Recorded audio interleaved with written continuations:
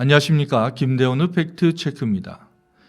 전남신안군이 추진해온 조경과 산림사업 그리고 미술관 건립사업 전반을 둘러싸고 위법과 부당행정 의혹이 잇따라 제기되면서 논란이 끊이지 않고 있습니다. 이런 논란들의 핵심은 개별 사업 하나하나의 문제에만 있지 않았습니다. 묘목 구매, 수목 확보, 산림 조성, 그리고 미술관 건립까지 이어지는 일련의 사업들이 과연 서로 무관했는지 아니면 일정한 방향 아래 맞물려 설계되고 집행된 것은 아닌지 바로 그 구조 자체에 의문이 쏠리고 있습니다. 그래서 김대원의 팩트체크는 취재한 내용들을 순차적으로 여러 차례 걸쳐 짚어드릴 예정에 있습니다. 김대원의 팩트체크 바로 시작합니다.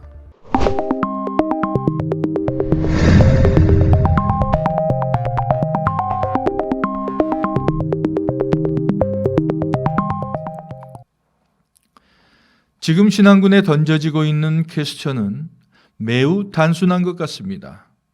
그것은 신안군의 예산 집행과 사업 추진이 법과 원칙에 따라 이루어졌는지 아니면 특정된 보이지 않는 구조 속에서 짜여지고 운영된 것이었나라는 것입니다. 물론 그 답을 내주어야 할 책임은 신안군 집행부에게 있습니다. 그리고 그 답을 가를 핵심은 결국 공문, 계약서, 그리고 집행내역, 검수자료, 사업 변경 근거가 어디까지 투명하게 공개되느냐에 달려 있을 것입니다. 그럼 본론에 들어가 보겠습니다. 이번 의혹의 중심에는 신안군의 대규모 묘목 구매 사업에 있습니다. 확보된 여러 경로의 자료에 따르면 신안군은 2024년 정원수 사회적 협동조합과 연계된 계약 재배 물량으로 약 145만 번, 규모로는 약 148억 원에 이르는 묘목 구매 체계를 운영한 것으로 전해집니다. 여러분께서는 지금 148억 원어치씩이나 웬 묘목을 그렇게 많이 사들였나라고 의아해 하셨겠지만 문제는 단순히 묘목을 많이 샀다는 데만은 있지 않습니다. 신안군 묘목 구매 논란의 핵심은 단순히 왜 이렇게 많이 샀느냐가 아닙니다. 더 근본적인 질문은 따로 있습니다. 왜 신안군은 막대한 묘목 구매에 앞서 특정 협동조합과의 거래를 가능하게 하는 제도부터 먼저 만들었냐는 것입니다. 그럼 확인해 보겠습니다. 신안군은 관련 조례를 통해 협동조합이 만든 물건과 관련 작업을 우선적으로 구매할 수 있도록 했습니다. 겉으로는 지역경제 활성화, 공동체 육성, 일자리 창출이라는 명분이 붙었습니다. 하지만 논란은 바로 여기서 시작됩니다. 조례가 정말 공약을 위한 제도였는지 아니면 특정 협동조합과의 대규모 거래를 정당하기 위한 사전 정비장치였는지 따져봐야 한다는 것입니다. 원래의 조례는 공공의 필요를 위해 만들어지는 것입니다. 그런데 이번 사안에서만큼은 거꾸로 이미 정해진 거래 방향에 맞춰 제도를 끼워 맞춘 것 아니냐는 의심이 나옵니다. 쉽게 말해 필요에 따라 구매가 이루어진 게 아니라 구매를 밀어붙이기 위해 먼저 제도적 통로로부터 만든 것 아니냐는 비판입니다. 더구나 문제는 조례를 만든 뒤 실제 집행 구조에서 더 선명해집니다. 관련 문건을 보면 전체 물량과 예산은 정원산림총괄과에서 40%, 읍면에서 30%, 그리고 정원관리사업소에서 30%로 나뉘어 집행된 것으로 파악됩니다. 표면적으로는 행정 효율과 식재 시기 확보를 위한 분산 집행처럼 보일 수 있습니다. 하지만 반대로 보면 하나의 거대한 구매 사업을 여러 기관이 나눠 맡은 형식을 취함으로써 전체 구조를 흐리게 만든 것 아니냐는 의문도 제기됩니다. 즉, 조례는 거래의 문을 열어주고 분산 집행은 그 거래 구조를 잘게 쪼개 보이게 만든 것 아니냐는 겁니다. 문제의 묘목 구매 사업이 겉으로는 각각의 독립사업처럼 보이지만 실질적으로는 하나의 방향 아래 움직인 것이라면 이야기는 완전히 달라집니다. 그 경우 조례는 단순한 행정 근거가 아니라 특정 구매 구조를 제도적으로 뒷받침한 출발점으로 읽힐 수밖에 없게 됩니다. 문제는 여기서 끝나지 않습니다. 조례가 존재한다고 해서 그 뒤의 집행이 자동으로 정당화되는 건 아닙니다. 오히려 지금 제기되는 의혹은 정반대입니다. 제도는 합법의 외형을 만들었지만 그 제도를 실제로 어떻게 활용했는지는 별개의 문제라는 겁니다. 그리고 바로 그 지점에서 왜 같은 성격의 구매가 여러 차례 반복됐는지, 왜 비슷한 품종과 비슷한 단가의 계약이 본청과 은면 그리고 사업소로 나뉘어 집행됐는지, 왜 검수자료는 충분히 남아있지 않았는지가 핵심 쟁점으로 떠오릅니다. 그래서 결국 지역사회가 묻는 건 단순합니다. 신안군은 협동조합을 지원하기 위해 조례를 만든 것인가? 아니면 협동조합과의 대규모 거래를 밀어주기 위해 조례를 활용한 것인가? 이 질문에 답을 하지 못한다면 조례는 행정의 근거가 아니라 특정 구조를 합리화하는 도구였다는 비판에서 벗어나기 어려울 것입니다. 이번 사안을 좀 더 심각하게 보게 된다면 문제는 묘목 구매 자체보다 그 이전 단계에 있을 수 있습니다. 무엇을 샀느냐 보다 먼저 그 구매가 가능하도록 어떤 제도가 설계됐고 그 누구를 위해 작동했느냐를 따져야 한다는 것입니다. 그래서 이번 논란은 단순한 계약 문제가 아니라 조례 제정부터 예산 배분, 계약 분산, 그리고 검수 방식까지 하나의 흐름으로 연결된 구조적 의혹으로 번지고 있습니다. 김대원의 팩트체크에서는 여러 경로에서 제공된 읍면별 자료를 접하고 의문이 더욱 커져만 갔습니다.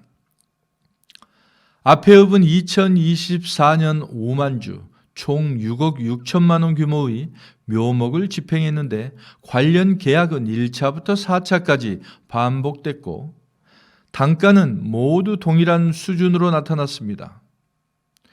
임자면 역시 홍매와 관련 12건이 계약되고 총 4만 주에 5억 7천여만 원 규모의 집행 계획이 확인되는데 계약명은 서로 달라도 실제로는 같은 규격의 묘목 구매가 여러 항목으로 배열된 구조처럼 얽혀 있었습니다.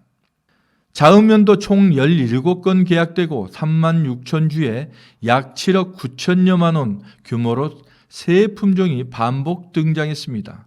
그리고 또한 단가 역시 동일하게 맞춰져 있었습니다. 규모가 더 큰 지역에서는 이런 패턴이 더욱 뚜렷합니다. 장산면은 약 19억 8천만 원, 계약의 지도업은 약 22억 원 규모의 집행 내역이 확인되는데 특정 품종이 1차에서 많게는 5차까지 잘게 나뉘어 반복 계약된 정황이 나타났습니다. 특히 도초면의 감탕나무 구매 사례는 이 구조를 상징적으로 보여주게 됩니다. 계약 주체는 도초면, 정원산림총괄과 농업기술센터, 정원관리사업소 등으로 나뉘어 있지만 품종이 같고 수량은 비슷하며 금액도 4천만 원대 안팎으로 반복됩니다. 그래서 지역사회에서는 이것이 각 기관의 독립적 필요에 따른 계약인지 아니면 하나의 사업을 여러 조각으로 나눈 분할 집행인지 따져봐야 한다는 목소리가 커지고 있습니다.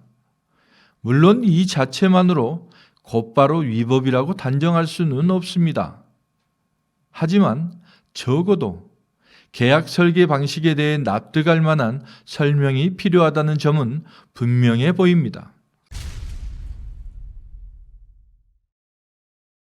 계약만 문제가 되는 것이 아닙니다. 더 중요한 쟁점은 바로 검수입니다.